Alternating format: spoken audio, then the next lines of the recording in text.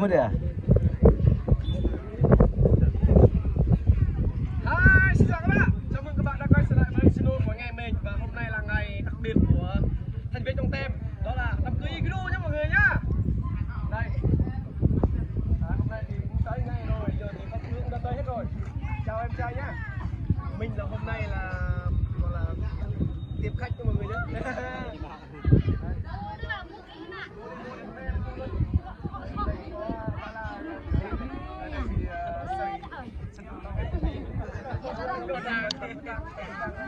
ơi, đẹp trai đấy mọi người.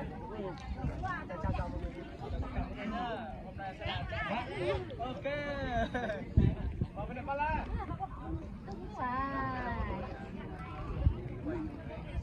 Nói nó sung đi nó buồn quá.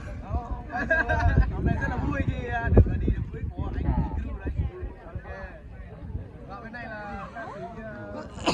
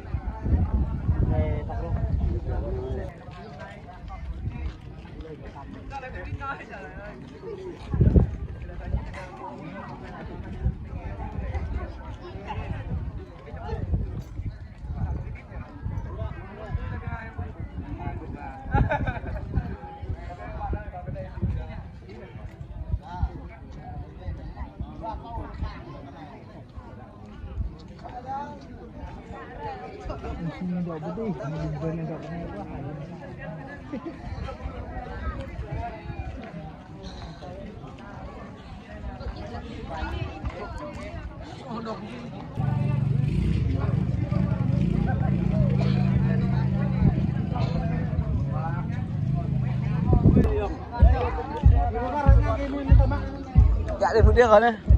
Dạ để. Dạ để đi đậu anh nghèo này. Mình vừa đi cả lên nuôi cả việc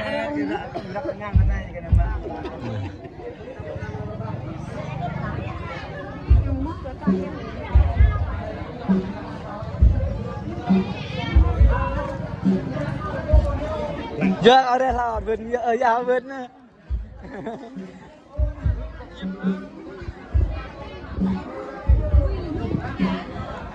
Ở gần em chiêu, và giờ cái rồi.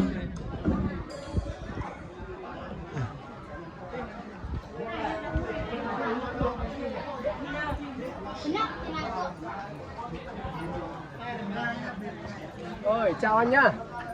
Chào anh.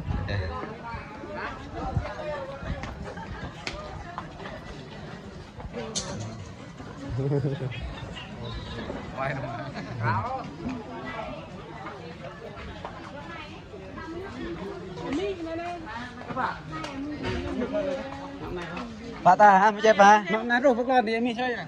Mana apaan mak? Alam kuku kebibang gedung joy metnong jam teriya mau buam tam bang inang sebetong telai kam terjumah dia siu kru adalah gue sini klub jamak kebibang gedung joy belam nai belam pun angin baru melemot belam mi dah pekerang dan bang dah pengat yang lain lain pergi kebibang gedung joy bintang